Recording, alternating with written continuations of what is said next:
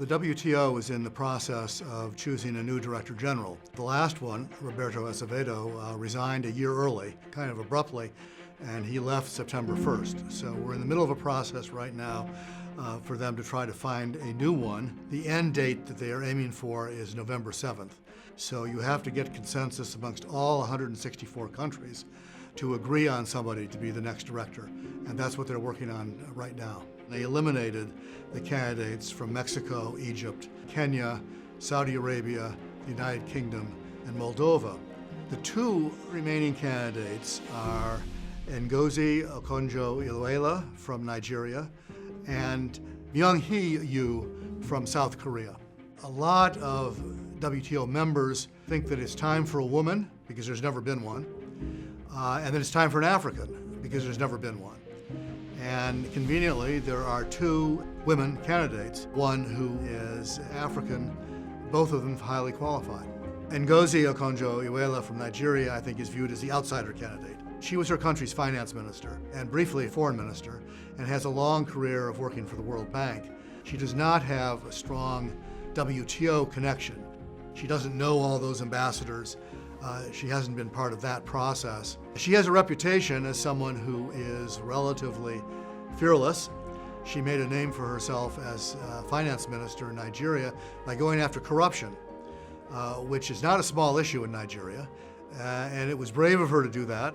But I think she's regarded as the outside candidate, and therefore the one that is most likely to shake everybody up. Now, what is unknown is whether people want to be shaken up or not. The remaining candidate is Myung-hee, who is currently the trade minister of the Republic of Korea. Minister Yu has an extensive background in trade and international economics and is very highly regarded.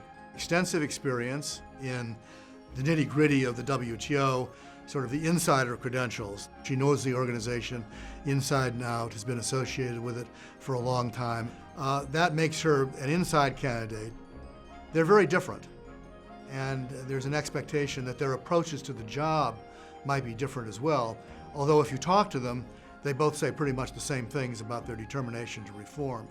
I think there's a feeling that the trading system is pulling apart, that COVID has contributed to that and made it worse, and there's a strong, growing feeling that we really need a strong organization to lead the world out of that and to put it back on course to a more stable trading system. It needs someone who will try to bring the members back into confidence in the organization, confidence that the organization can do what it's intended to do, and can restore their ability to negotiate agreements and can get the dispute settlement mechanism up and running. And there's a genuine feeling that the organization needs a leader and it needs a reformer. This may be a case, as it rolls out, though, that people say they want reform and they say they want a strong leader, but they may not really want one. We'll have to see who they end up with.